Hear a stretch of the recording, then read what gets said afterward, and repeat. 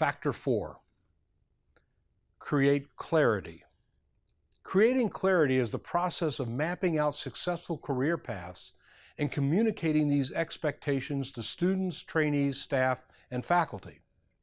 Oftentimes, the pathway to success is shrouded in the unspoken expectations of the majority group who assume the rules are broadly understood.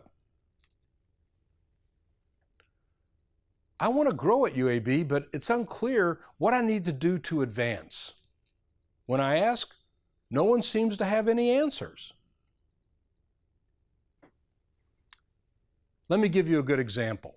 Women who are taking on a disproportionate share of child care responsibilities often feel that they are missing out on opportunities or are being passed over for important assignments. Their career path appears blocked, and to make matters worse, they have no clear idea or means for opening it up. As a female physician, I've had several coworkers make comments to me about how it is better for children if their mothers stay at home with them instead of pursuing a career. It's difficult to avoid feeling devalued and minimized when I know people I work with are subjecting me to this sort of judgment. LGBT individuals and people of different orientations, colors, cultures, and faiths all report the same feeling of frustration. A disconnect between the majority group and the wants and needs and desires of minority groups.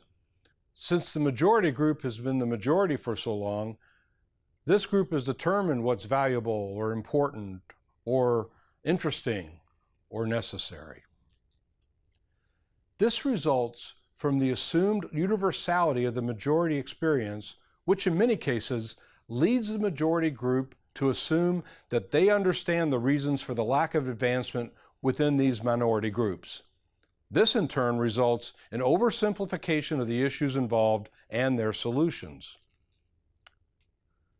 The following are some examples of oversimplification. Example 1.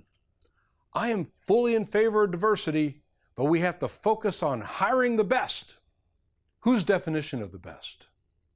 If we are not open to recognizing the talents and contributions of those around us, we risk losing the advantage that new perspectives, ideas, and questions bring to increasing our understanding and problem solving.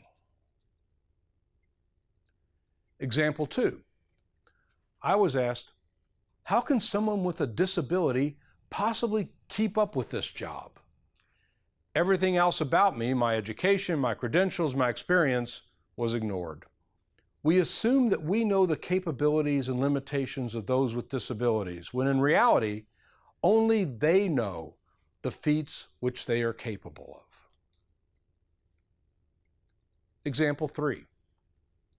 The reason why there are so few women in leadership roles is that they choose family over career. They are self-selecting out of leadership. This reduces all the possible reasons for women underrepresentation in the highest ranks of leadership to one single explanation, ignoring the myriad of other factors that could be playing a role in building the glass ceiling. Open dialogue and a willingness to listen will help you establish clear, fair, and equitable career paths for everyone within your group. In this way, we not only build belonging, but the collective idea of a single team working for a shared goal. Factor 5, adopt color boldness. We've all heard of colorblindness, right? The idea that we don't see color or gender, only character.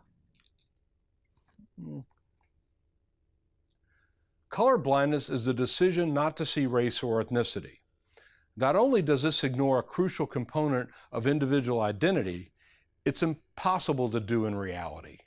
More than this, it allows us to convince ourselves that we are being objective, which can actually magnify the impact of discrimination. In addition, in many ways, colorblindness foists whiteness on all of us. It can be another way of saying, I view everyone as if they're white. Color boldness means embracing the racial and cultural heritage of each individual. It means acknowledging that people have unique experiences that are tied to their racial identity, and that these differences are part of what make them a critical member of the UAB community. What we need to do is embrace color, embrace gender, embrace faiths, cultures, and orientations. Only that way can we fully harness the diversity of talent and ideas in our midst. When we celebrate differences, our entire organization reaps the benefits. When someone tells me they don't see color, I feel they're saying my race isn't important. I'm not from the United States, and my name can be difficult for other people to pronounce. I'd tell people just to call me Mr. D instead of my full name. But part of me feels like I'm giving up my name to make things easier for others. I'm giving up part of my identity. Inclusion doesn't just happen. It takes intent and action to listen and accept, acknowledge and respect all and everyone as they are for who they are. Binding us in our differences, knitting us together in a single common thread. This is what building belonging looks like. And it starts with you.